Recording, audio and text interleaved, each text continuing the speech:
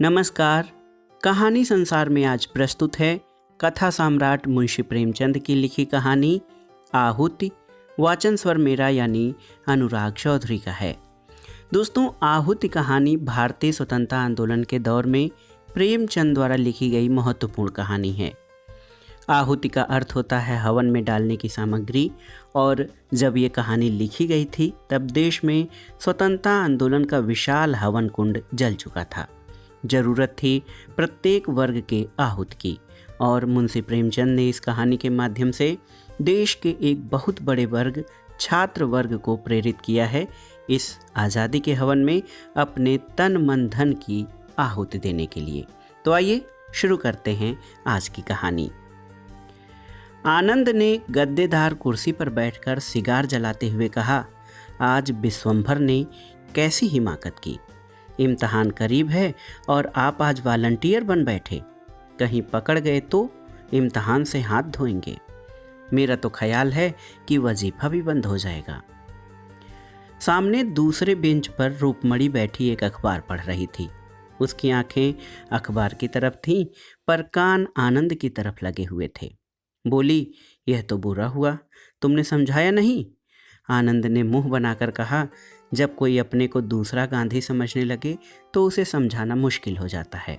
वह उल्टे मुझे समझाने लगता है।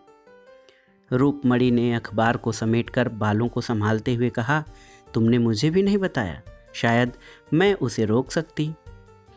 आनंद ने कुछ चिढ़कर कहा, तो अभी क्या हुआ, अभी तो शायद कांग्रेस ऑफिस में ही हो, जाकर रोक लो।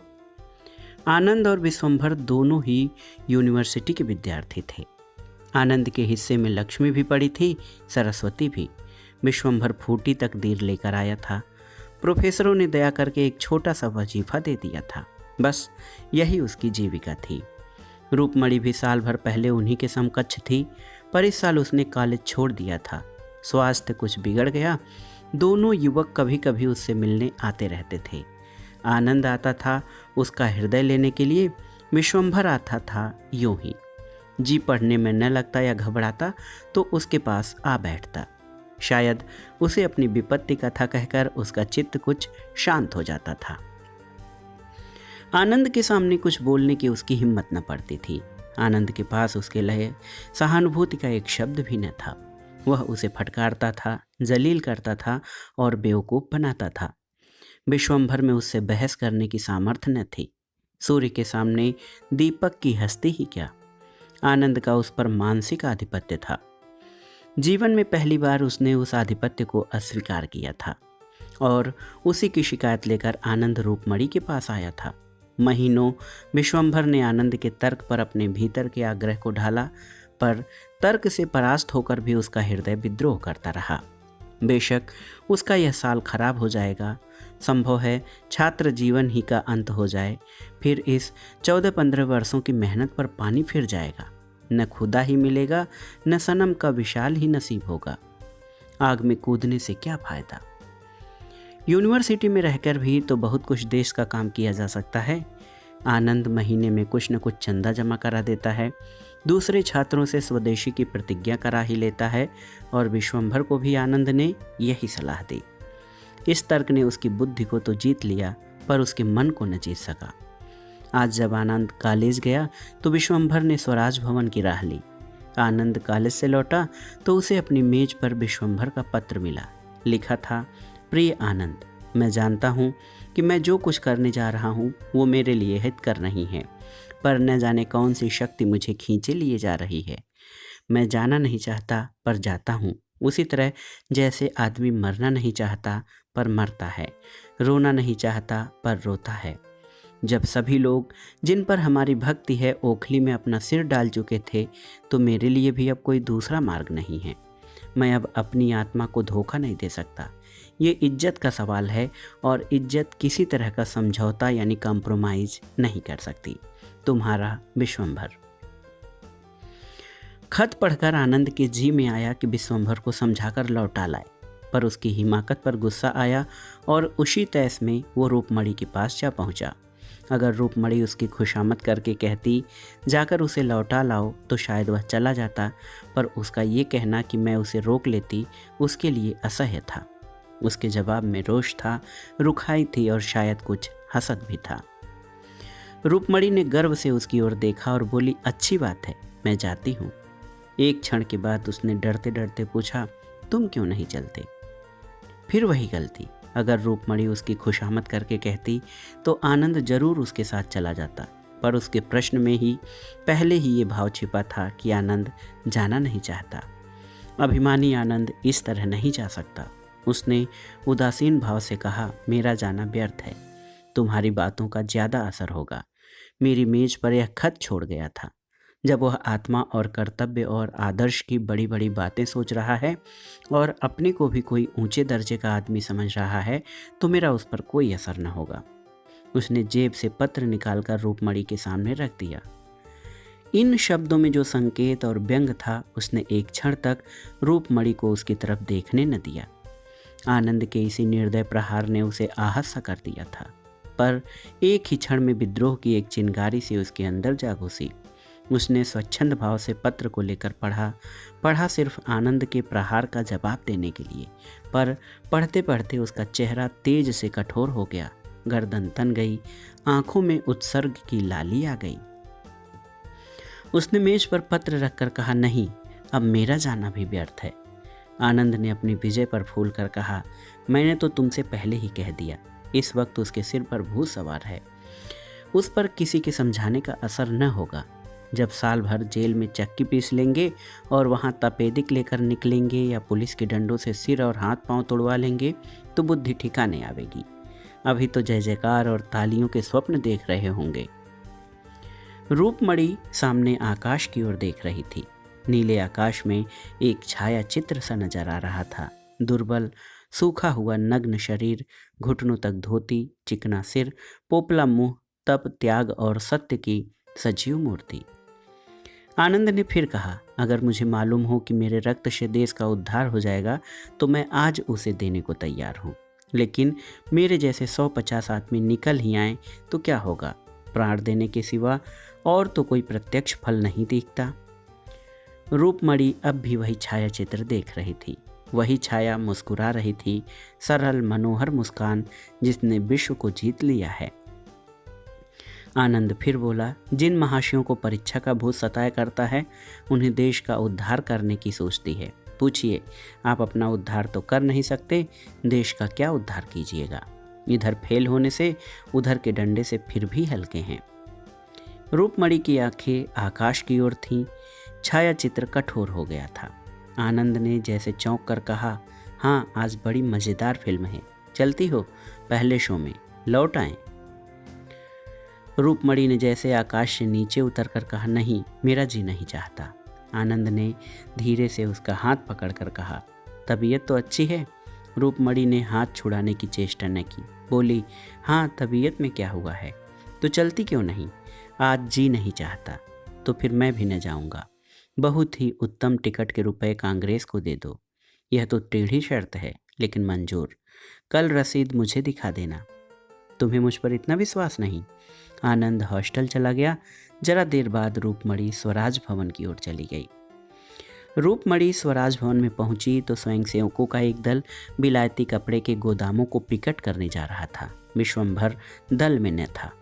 दूसरा दल शराब की दुकानों पर जाने को तैयार खड़ा था। विश्वंभर इसमें भी न था। रूपमणि ने मंत्री के पास आकर कहा, आप बता सकते हैं विश्वंभर नाथ कहाँ हैं? मंत्री ने पूछा, वही जो आज भर्ती हुए हैं। जी हाँ, वही। बड़ा दिलेर आदमी है, देहातों को तैयार करने का काम लिया है। स्टेशन पहुंच गया होगा, 7 बजे की गाड़ी से जा रहा है, तो अभी स्टेशन पर होंगे। मंत्री ने घड़ी पर नज़र डालकर जवाब दिया, हाँ, अभी तो शायद स्टेशन पर मिल जाएं।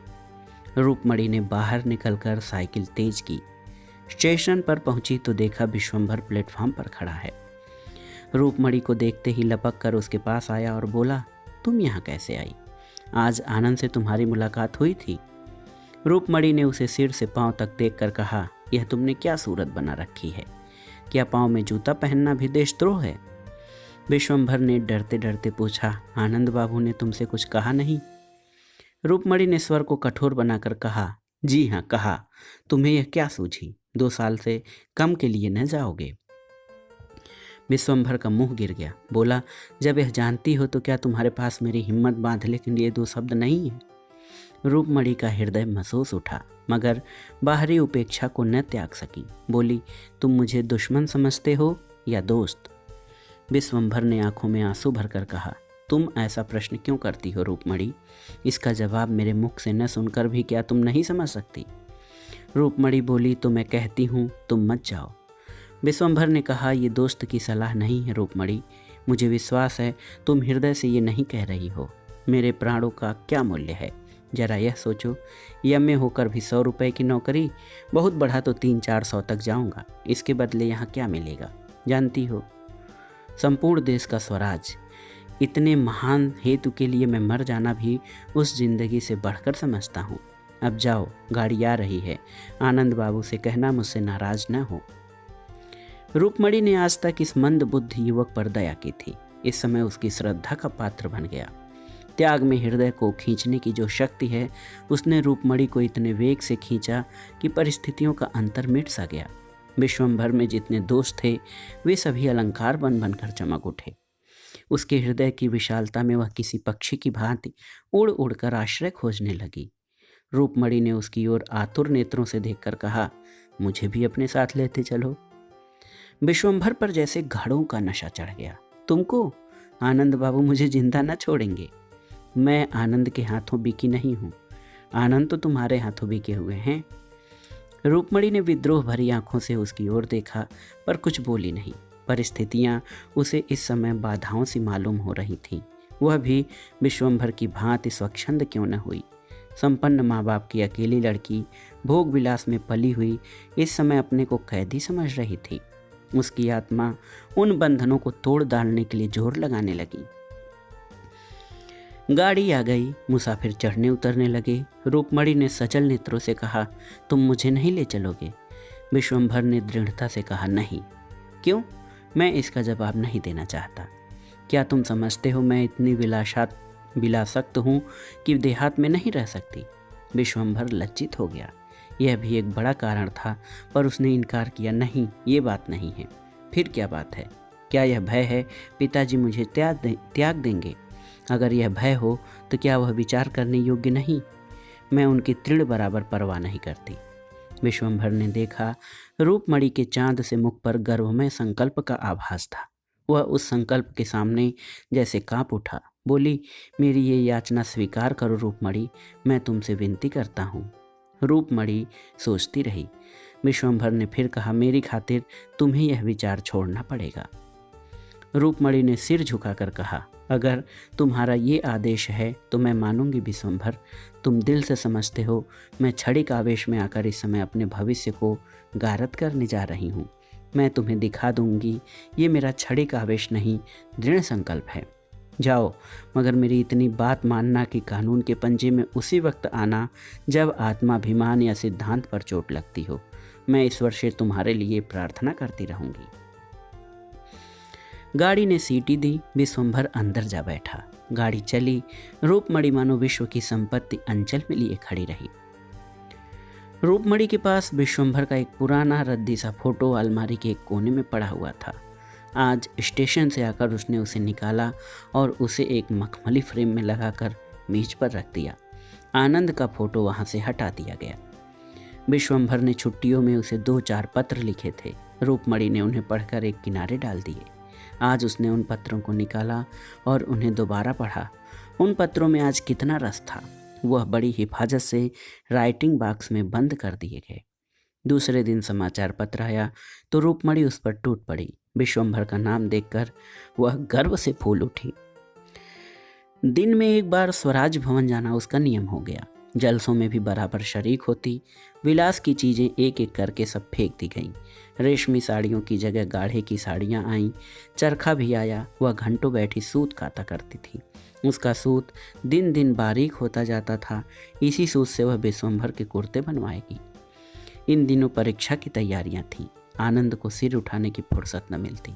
2-1 बार वह रूपमणि के पास आया, पर ज़्यादा देर बैठा नहीं। शायद रूपमणि की शिथिलता ने उसे ज़्यादा बैठने ही न दिया। 1 महीना बीत गया। एक दिन शाम आनंद आया। रूपमणि स्वराज भवन जाने को तैयार थी। आनंद ने भवे सिकोड़कर कहा, तुमसे तो अब बातें भी मुश्किल हैं।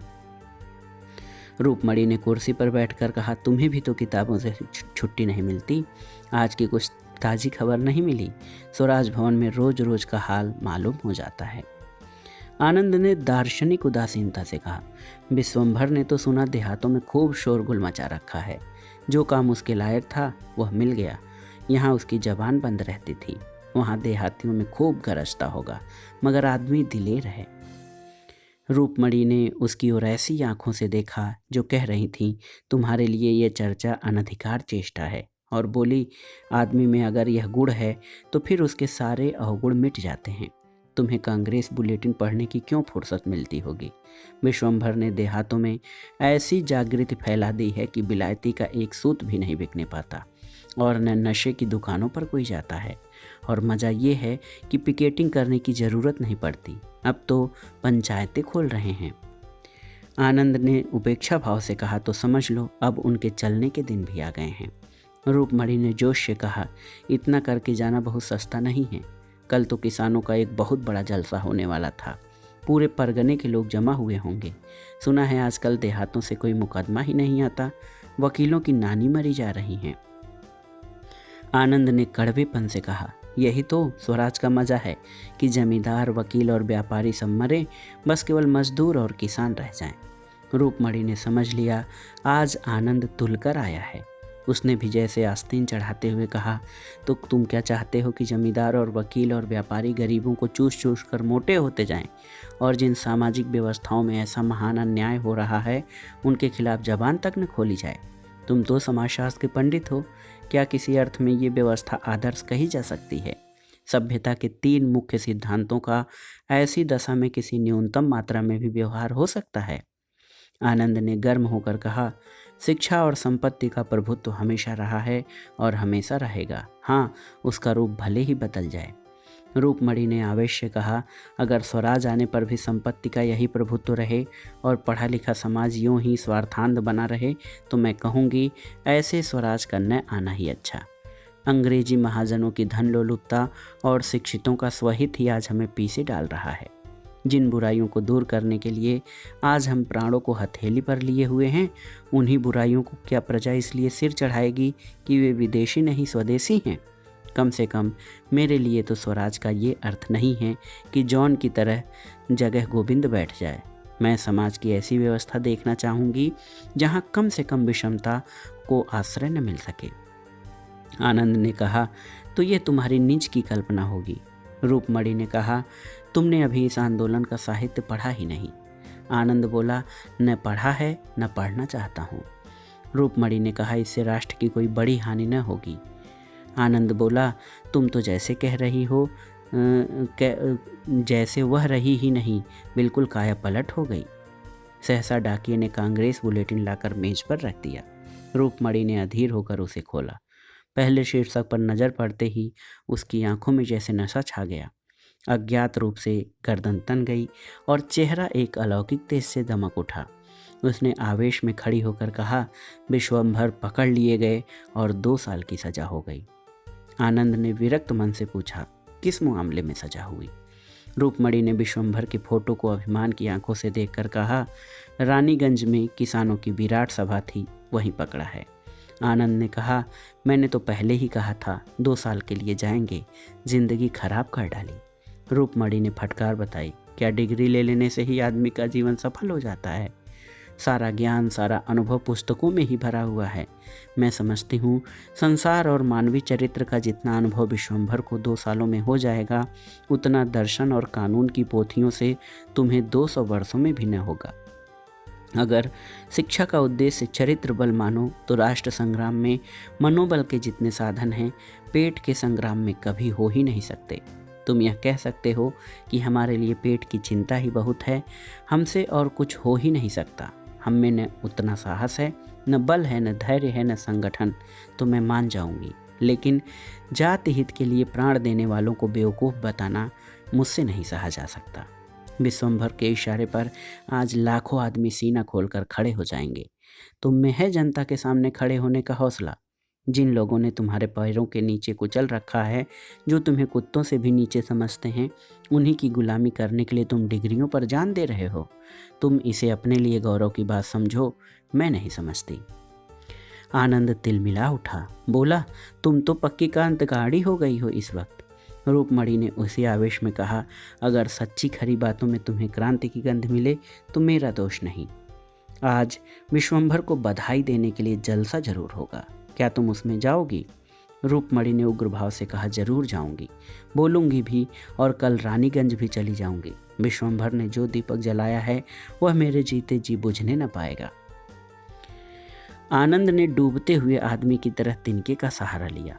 अपनी अम्मा और दादा से पूछ लिया है? पूछ लूंगी, और वह तुम्हें अनुमति भी दे देंगे।